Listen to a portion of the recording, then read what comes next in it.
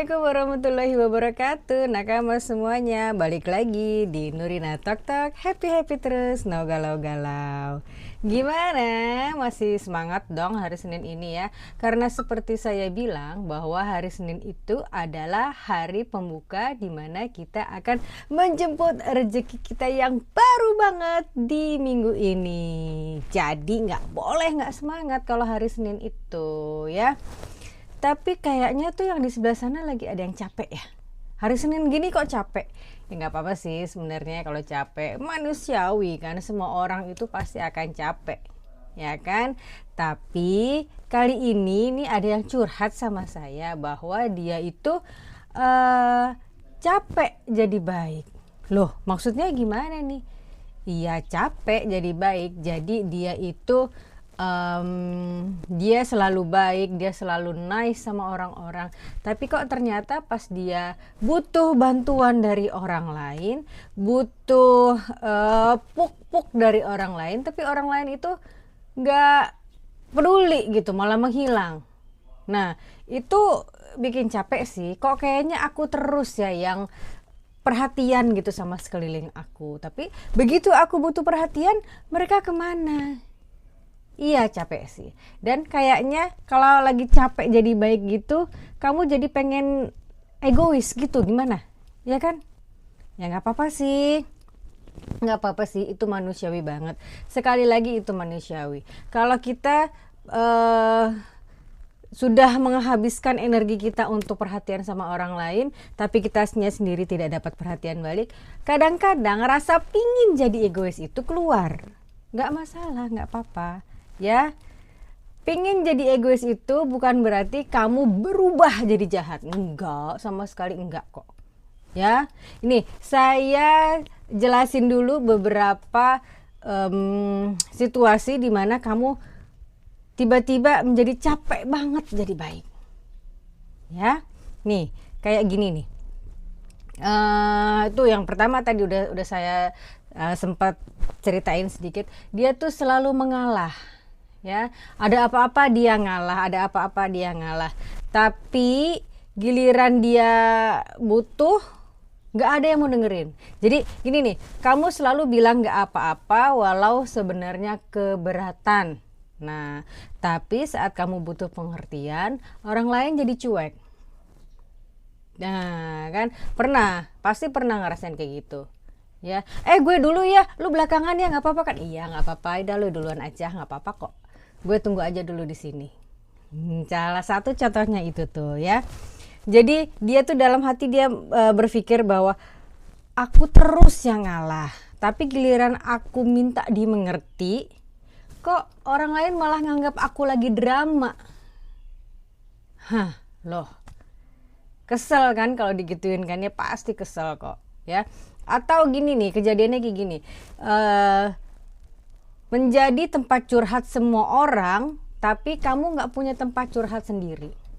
Jadi orang lain kalau mau curhat kamu dengerin, kamu selalu siap mendengarkan curhatan mereka. Yang ini mau curhat kamu dengerin, yang itu mau curhat kamu dengerin juga, gitu. Padahal orang curhat ke kita itu kan artinya dia buang sampah ya, buang sampah kenanya ke kita, negatifnya ke kita. Yang lain buang sampah negatifnya ke kita. Nah, justru begitu saya kepingin membuang sampah yang ada di hati ini, tapi orang-orang pada kemana gitu. Ya, pernah kayak gitu? Iya, nggak apa-apa gitu.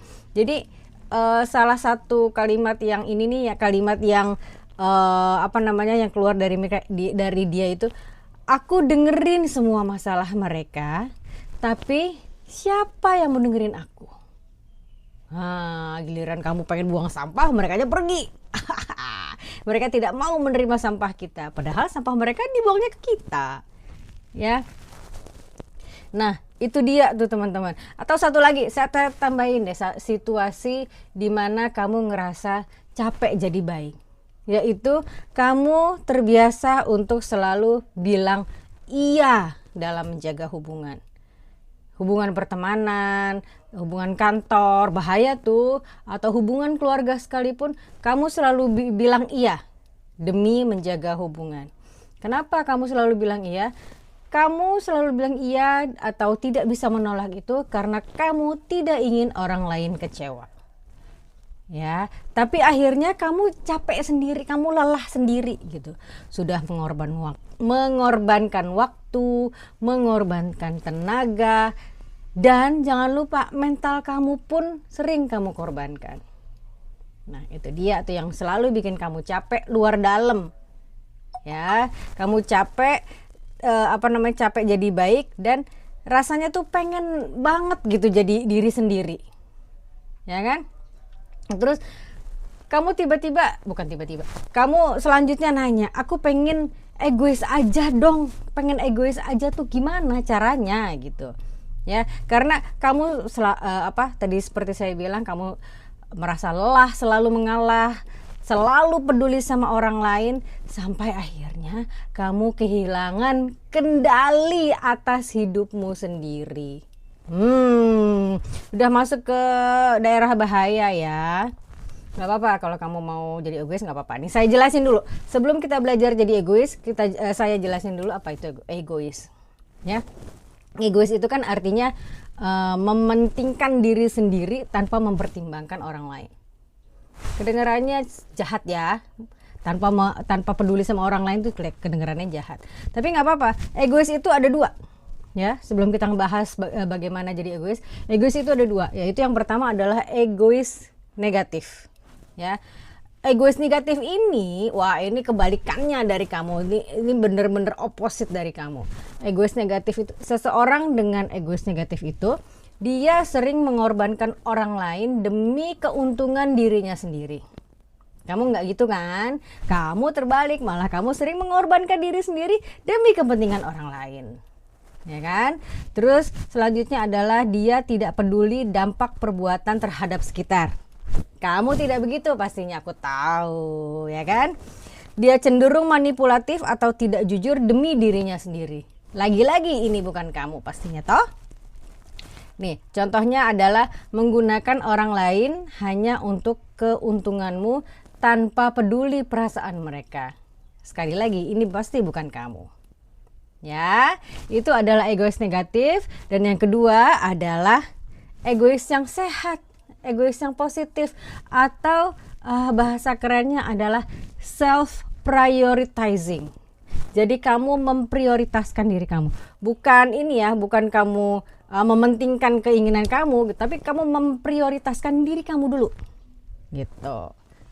Gimana misalnya nih, kamu yang harus belajar kayak gini nih, mampu berkata tidak tanpa merasa bersalah.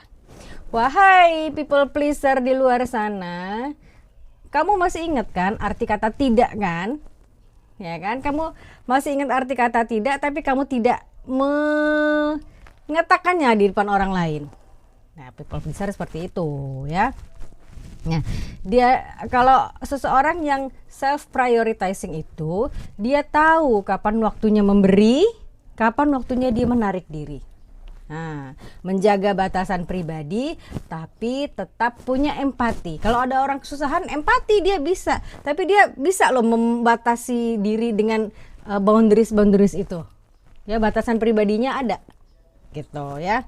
Nih, contohnya nih self prioritizing adalah menolak permintaan teman untuk nongkrong karena kamu butuh istirahat tanpa harus minta maaf. Ngapain minta maaf? Ya, kamu kan nggak salah. Aku capek, aku pengen istirahat. Kalau kamu mau nongkrong ya udah nongkrong aja. Aku nggak usah dulu ya kali ini ya. Beres, nggak usah minta maaf. It's not your fault. Ya. Nah, itu tadi. Kenapa banyak orang yang takut jadi egois itu tadi karena people pleasernya itu. Ya, karena kita nih dididik dari kecil sama orang tua kita untuk selalu nurut, untuk selalu nice sama orang lain, ya kan? Jangan bikin orang lain kecewa. Betul sih, ajaran-ajaran kayak gitu bagus sih. Cuma kalau kamu setiap hari hidup dengan seperti itu, capek juga bukan? Ya, makanya kamu harus tahu kapan kamu harus baik sama orang lain, kapan kamu harus bukan egois, tapi memprioritaskan diri kamu sendiri. Ya, nih baru deh kita masuk gimana cara jadi egois dalam arti yang benar ya, bukan egois yang bener-bener mementingkan diri saya sendiri, enggak ya, tapi kita mau egois yang self prioritizing. Yang pertama adalah berat ya, berat bahasan kali ini tapi nggak apa-apa. Kita belajar yang berat-berat sedikit ya. Yang pertama adalah kenali dan hargai kebutuhan diri kamu sendiri. Ya, sebelum bisa memprioritaskan orang lain, sebelum bisa memprioritaskan diri, kamu harus tahu dulu apa yang kamu butuhkan. Tanya ke diri kamu sendiri, apa yang bikin aku capek secara emosional? Ya kan? Apa yang sebenarnya aku inginkan, tapi terus aku tunda demi siapa? Demi orang lain. Nah, itu yang harus kamu tanyakan pada diri sendiri. Terus di hubungan mana aku merasa selalu memberi tanpa menerima? Aduh, jangan dong ya. Segala sesuatu itu ada take and give-nya, memberi dan menerima. Jadi kamu nggak bisa memberi saja terus tanpa menerima. Tidak bisa itu kayak gitu ya. Nah, mulai tulis, ambil buku catatan pribadi kamu, mulai tulis dan validasi bahwa kebutuhanmu itu berharga. Ingat, kebutuhan kamu itu berharga, dan kamu sebagai yang punya kebutuhan itu, kamu harus memprioritaskan diri untuk memenuhi kebutuhan itu. Ya, kamu harus belajar bahwa, kamu sudah tahu bahwa merawat orang lain, ya, memperhatikan orang lain itu memang indah. Tapi merawat diri sendiri, memperhatikan diri sendiri itu wajib. Ya, di luar semua keindahan yang kamu rasakan, tapi kamu harus paham bahwa merawat diri sendiri atau menghargai diri sendiri itu wajib. Ya, sekali lagi di sini saya tidak ngajarin egois supaya kamu berubah. Tidak, tapi saya di sini mau ngajarin supaya kamu bisa balance lah. Demi apa? Demi kewarasan kamu. Ya. Oke. Nih. Aduh, saya ngomongnya udah langsung panjang aja gitu kan ya. Nih, saya kasih contoh, saya kasih satu poin lagi untuk terakhir ya. Nah, ini dia yang agak susah mungkin di sebagian orang, termasuk saya, yaitu kita sama-sama belajar ya. Yaitu latihan bilang tidak. Aduh. Bagaimana ini latihan bilang tidak ya? Bilang tidak adalah skill yang harus dilatih. Ya, kamu bisa mulai dari hal yang kecil, seperti menolak ajakan orang lain nongkrong saat kamu lelah, seperti yang tadi saya omongin. Ya, oke, nggak apa-apa kamu nongkrong, aku capek dulu boleh ya. Ya, aku boleh ya, aku kali ini tidak ikut dulu ya. Mungkin besok-besok aku ikut. Jangan tiap mereka ngajak kamu mau, padahal kamu capek, padahal uang kamu kurang cukup. Ya kan, padahal kamu ada kebutuhan yang lain, padahal kamu ada kegiatan yang lain. Jangan. Latihan bilang tidak. Ya. Nah, terus ini nih yang paling sering tapi paling susah juga dibilang ke orang lain, yaitu untuk teman-teman yang masih kerja ya, yang masih ada di dalam lingkungan kerja, menolak kerjaan tambahan yang bukan tanggung jawabmu. Oh, gimana itu? Ya udah tak bilang aja, mohon maaf Bapak, Ibu, gitu kan. Tapi kayaknya yang kayak gini bukan tanggung jawab saya deh. Kayaknya sih itu yang lebih cocok deh, karena dia pekerjaannya memang seperti itu di situ. Job desk-nya dia seperti itu. Udah beres. Ya. Masalah dikabulkan atau tidak itu nanti belakangan. Yang penting kamu sudah belajar bilang tidak terlebih dahulu. Ya, jadi orang tahu, oh iya ya, ini orang ini saya tidak bisa seenaknya nyuruh dia, karena dia sudah bisa membatasi atau memberikan pagar di sekelilingnya untuk tidak menerima pekerjaan yang bukan job desk-nya. Ya, itu dia saya bilang, masalah dikabulkan atau tidak oleh orang itu nggak apa-apa, yang penting kamu udah bilang tidak duluan, kamu latihan bilang tidak. Ya, nih kalimat-kalimatnya nih saya kasih tahu nih ya. Seperti ini. Maaf ya, aku nggak bisa bantu sekarang, aku lagi sibuk ngerjain ini. Nanti kalau sudah selesai, kalau aku sudah agak lowong dikit, mudah-mudahan bisa bantu. Ya, jangan kamu janjiin langsung, nanti kalau udah selesai aku bantuin deh, nggak gitu. Mudah-mudahan aku bisa bantu ya, kalau sudah selesai, mudah-mudahan. Ya, atau gini nih, kalimatnya adalah aku butuh waktu buat diriku sendiri dulu. Ya, jadi buat yang teman-teman kamu yang sering-sering ngajak nongkrong, nah ini bisa dipakai nih. Aku butuh waktu buat diriku sendiri dulu. Ya, jadi maaf kalau kali ini saya nggak ikutan. Ya, I need some time alone. I need some time alone with myself. Oke? Ya, nah memang sih atau ini nih, atau satu lagi kalimatnya. Terima kasih tapi aku nggak tertarik. Nah ini biasanya untuk orang-orang yang kalau temennya menjual sesuatu dia selalu beli. Siapa itu? Ya, temennya jualan dia beli, temennya jualan dia beli. Karena apa? Bukan karena dia butuh, tapi karena dia merasa tidak enak. Ya, nggak enak nih temen gue jualan, masa gue nggak beli? Nah, ini kalimat yang harus kamu latih adalah maaf ya, aku nggak tertarik sebenarnya. Atau jujur aja, maaf ya aku nggak punya duit, beres. Itu yang harus kamu latih, ya. Nah, ini awalnya memang bakal ngerasa nggak enak, tapi seiring waktu kamu akan sadar bahwa menolak itu bukan untuk menjadi jahat, tetapi untuk memberi tahu orang lain bahwa kamu punya boundaries, ya. Kamu punya pagar itu yang melindungi diri kamu. Ya, aduh sudah panjang ya saya ngomongnya ya. Ini baru 2 loh yang saya omongin ya. Bagaimana kalau kita lanjutkan di minggu depan di part 2-nya ya. Jadi teman-teman atau nakama yang masih ingin belajar bagaimana cara self prioritizing, hayu sini kita tungguin minggu depan sama-sama ya. Tiap hari Senin akan ada video panjang seperti ini, ada part 1 dan part 2-nya tergantung bahasan yang sedang kita bicarakan. Ini dan setiap hari akan ada video short. Ya, video short itu isinya adalah quote tentang bahasan kita di hari Senin. Ya. Jadi video panjang dan video pendeknya itu tayang jam berapa? Sama dari dulu, jam 5.25. Ya, video panjang jam segitu, video pendek jam segitu. Ya, jadi kalau misalnya kamu kepengen tahu hari Senin kemarin tuh kakak Nurina tuh bahas apa ya? Kamu nonton video shortnya, nanti di situ ada kok linknya. Ada linknya tentang video panjang kita lagi ngebahas apa. Ya, atau teman-teman yang masih punya punya ganjelan, yang masih pengen curhat, unek-unek di hatinya, nggak apa-apa. Kamu atau nakama semua juga boleh loh menghubungi kita.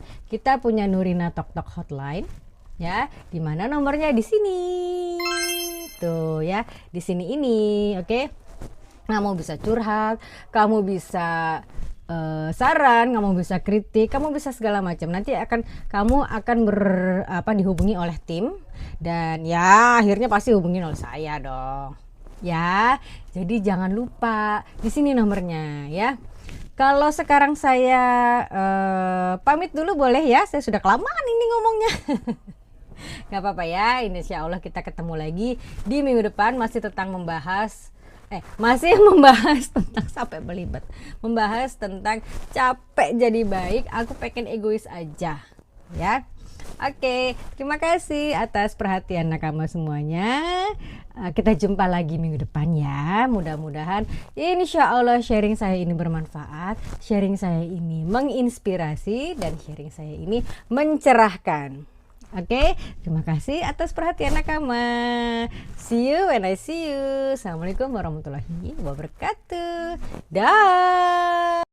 Thank you for watching Nurina Talk Talk.